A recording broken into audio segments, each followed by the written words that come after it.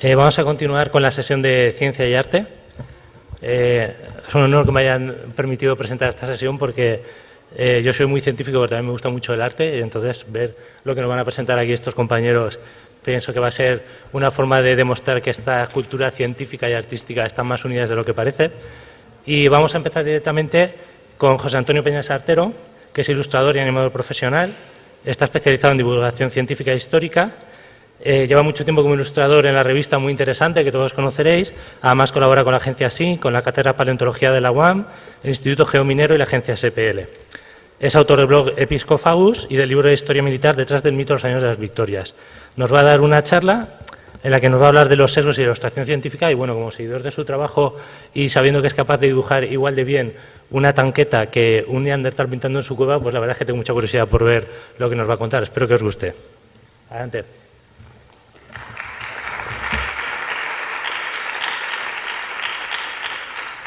¿Se oye?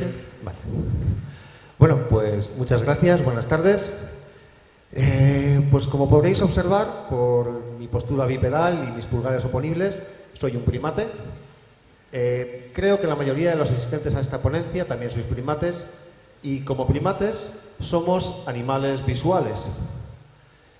Esto significa que cuando recibimos la información de forma gráfica, la asimilamos de una manera mucho más eficaz. Nuestro cerebro está muy orientado hacia lo visual. Por eso la divulgación suele basarse en imágenes. Utilizamos infografías, ilustraciones, gráficas de todo tipo. Pero esto tiene un lado negativo. Puede suceder que un autor en una imagen, de manera inconsciente, o tal vez de manera consciente, haya introducido un sesgo. Ese sesgo se nos va a transmitir junto con la información. Y el problema es que hay una cierta tendencia a que las imágenes antiguas nos sirvan de referencia para las imágenes modernas. Y eso, que vulgarmente se llama plagio, suele significar que los sesgos tienden a transmitirse y a la larga puede suceder que acabemos considerando que son parte de la información. Vamos a ver una imagen muy clásica. Todos hemos visto versiones de este tipo de ilustración de la evolución humana.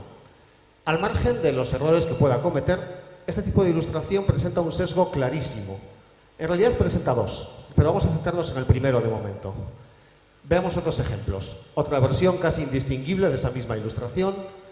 Una comparativa de tamaños entre varias especies de leones y la especie humana, y una espiral de la geológica que termina con la aparición de la humanidad. En estas imágenes, en este tipo de imágenes, siempre nos vamos a encontrar con una figura que representa a la humanidad. Y en un 99% de las veces nos vamos a encontrar con que la humanidad está representada por un varón de unos 30 años. Si nos fijamos en la evolución humana, todas las especies humanas primitivas están representadas por machos. Si buscamos imágenes de representaciones clásicas de humanidades primitivas, nos encontramos con que las mujeres son inexistentes, salvo que consideremos que ese bulto que se ve en la sombra sea una mujer. Lo normal es que si aparecen mujeres en este tipo de imágenes, estén al fondo, cerca de la cueva, atendiendo el hogar.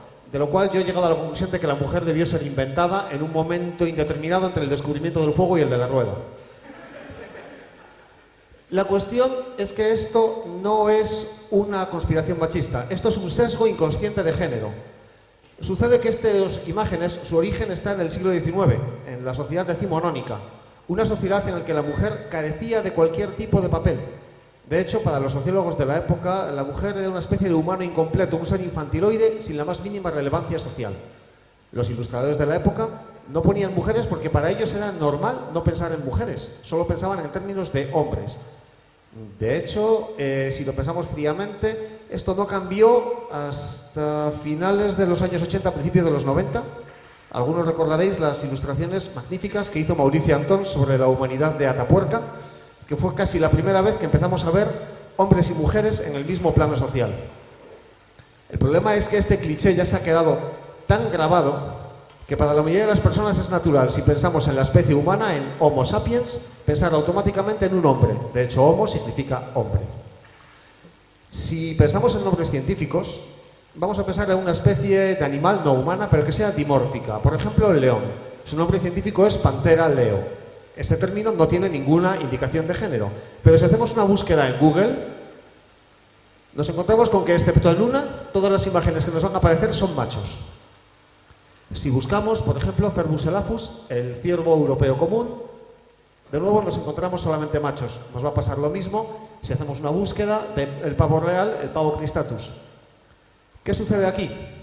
Sucede que la mayoría de los vertebrados terrestres, debido a la selección sexual, los machos suelen ser más espectaculares, más vistosos. Las hembras suelen ser más crípticas, pasan más desapercibidas. Entre otras cosas, porque los machos son prescindibles, las hembras no. Pero visualmente lo que nos encontramos es que lo representativo es lo masculino, hasta el punto de que algo tan neutro como un buscador, que no es más que un algoritmo matemático, refleja esa impresión que nosotros tenemos y solo nos da imágenes de machos, salvo que estemos buscando una especie, como en este caso el pez abisal Melanocetus, en el cual la hembra es mucho más llamativa que el macho.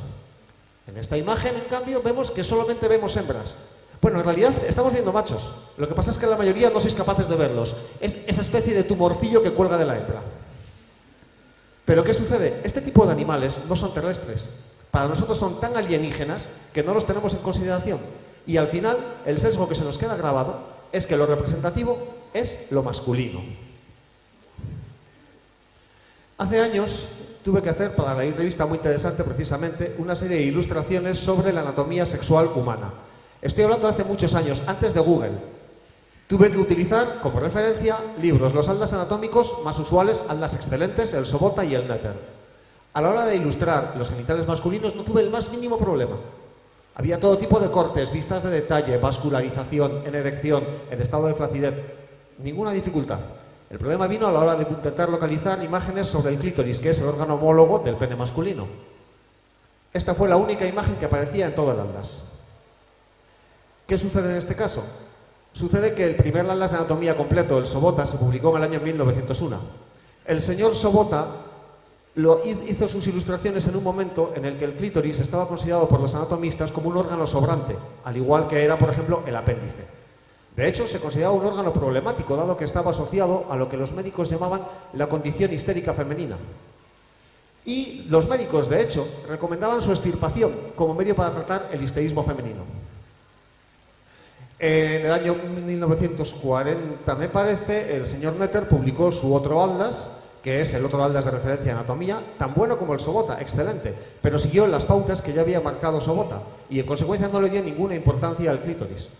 Esta tendencia se mantuvo, la tendencia de basarnos en lo que tenemos previamente para hacer nuestro trabajo, hasta los años 90. Finalmente, con la aparición ya de los buscadores modernos y de Internet, podemos encontrar imágenes más detalladas.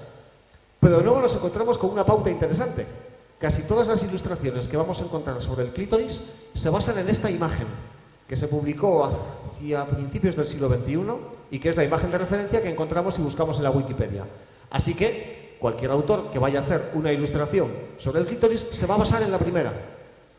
A su vez otros se basarán en la siguiente. Y si alguno de ellos en un momento dado introduce un error anatómico, por pequeño que sea, ese error se va a perpetuar. La cuestión es que esto que estoy hablando puede parecer que no tenga demasiada importancia, pero os recuerdo lo que he dicho al principio.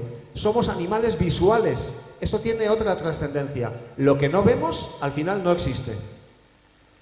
En consecuencia, si de un órgano cuya única función conocida es el placer femenino, no encontramos más que una o dos imágenes en Internet, podemos acabar asumiendo que el placer femenino no es excesivamente importante. Si a la hora de plantearnos cómo es una especie animal solamente encontramos imágenes de los machos, podemos acabar asumiendo que lo representativo es lo masculino. Si en imágenes antiguas de la humanidad no aparecen más que hombres, podemos suponer que el papel de la mujer es secundario, irrelevante.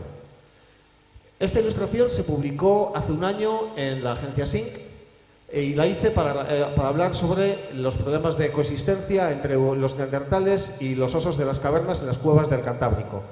Después de publicado me llegó un correo de un lector que me preguntaba si es que acaso se había encontrado alguna referencia, alguna prueba arqueológica del uso de armas por parte de las mujeres neandertales. Es decir, para ese señor, la idea de una mujer luchando por su vida chocaba con el prejuicio de la mujer primitiva asustadiza escondida al fondo de la cueva esperando a que el macho viril resuelva el problema. Esto, vamos a ver, se trata de micromachismos. Los micromachismos conforman nuestra forma de pensar. No son inofensivos, no se trata solamente de juegos de palabras. pueden cambiar nuestra manera de ver las cosas y pueden establecer prejuicios que son muy difíciles de eliminar. Os dije que en esta primera imagen había dos sesgos muy claros. El primero ya lo hemos visto, es el sesgo de género. El otro sesgo se ve aquí también muy claramente. La humanidad moderna es representada por un hombre blanco, siempre. Si recordáis, los más mayores, esta imagen, esto es una plancha de metal que viaja a bordo de la sonda Voyager. Ahora mismo está ya bastante lejos de nuestro sistema solar. La pusieron por si alguna vez una especie inteligente la encuentra, que sepan quiénes somos.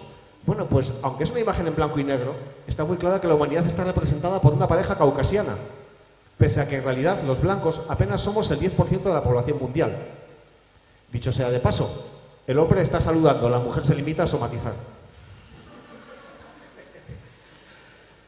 En fin, yo quizás me aventuro demasiado al hacer esta asunción, pero el caso es que cuando publicamos esta ilustración es muy interesante, hace ya unos cuantos años, en un artículo sobre neandertales, una lectora me dijo que a ella no le parecía que fueran neandertales, no entendía por qué les había hecho blancos. Yo le dije muy educadamente que precisamente la evidencia que tenemos es que los neandertales en esa época eran blancos, mientras que los humanos modernos en esa época eran negros, dado que éramos africanos. Así que de nuevo tenemos una idea grabada a través de un sesgo que se ha ido perpetuando, una idea que personalmente no me parece inofensiva. Y quizás me aventuro demasiado en mi hipótesis, pero al igual que el sesgo de género, es una idea que perpetúa relaciones de poder. Acabar con los sesgos no es una tarea sencilla. El problema es que los sesgos se nos cuelan de manera inconsciente y para evitarlos tenemos que pensar de manera consciente. Es decir, tenemos que ver la manera en la que estamos haciendo las cosas. Si voy a hacer una ilustración del clítoris, no debo basarme en lo que han hecho otros, debo intentar, en la medida de lo posible, utilizar la información anatómica disponible y hacer mi propia versión. Si cometo errores, voy a intentar cometer mis errores, no repetir los errores que han hecho otros. Si voy a representar a la humanidad, me conviene esforzarme en recordar que las mujeres son exactamente igual de representativas de la humanidad que los hombres. Y ya dicho sea de paso, me conviene recordar que el antepasado común más antiguo que conocemos, Eva africana, que vivió hace unos 200.000 años, era africana, en consecuencia debía ser negra. Es decir, es posible eliminar los sesgos, pero tenemos que hacerlo pensando de manera consciente. De la otra manera, el camino fácil, estamos repitiendo los errores que han cometido otras personas y los estamos transmitiendo. La cuestión es que nuestro trabajo es divulgar, y divulgar es un trabajo activo, no se trata de cumplir el expediente. Nuestro trabajo es hacerlo correctamente e intentar evitar cosas que pueden parecer inofensivas, pero que en mi opinión no lo son, dado que tienden a invisibilizar a las personas. Y más en concreto, estamos tendiendo a invisibilizar a casi la mitad de la población humana, que hoy por hoy y antes es quizás la que más se ha esforzado en mantener el mundo en marcha, algo que me parece notablemente injusto. Y eso es todo.